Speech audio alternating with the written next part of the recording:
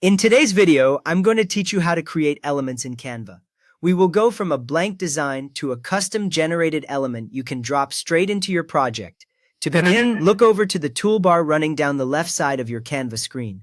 Find the button labeled Elements. It usually sits near text and uploads and has a simple icon next to the word.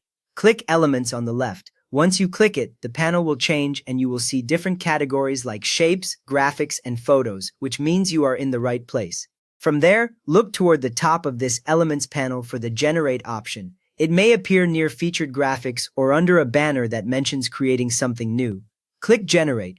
When you do, a new area appears, usually with a text field that invites you to describe what you want Canva to create.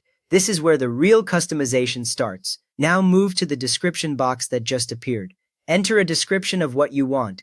Use clear words like cute blue cartoon cat, minimal black and white icon, or realistic coffee mug on a table. The more specific you are about style, color, and mood, the closer Canva gets to your idea.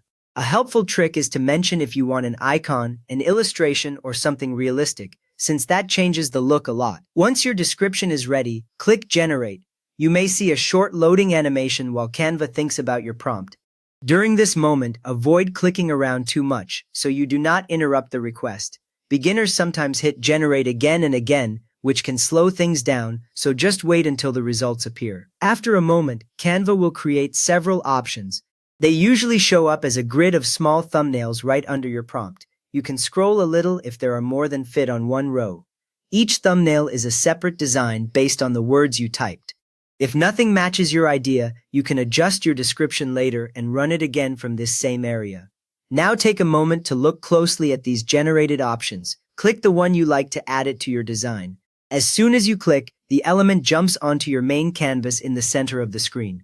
From there, you can drag to move it, pull the corners to resize it, or use the toolbar above the canvas to adjust colors and effects.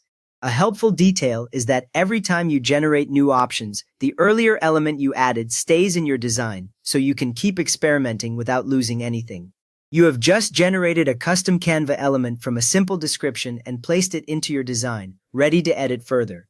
If this helped you get the exact element you wanted, a quick thumbs up really helps others find it, and you are welcome to subscribe for more Canva tips.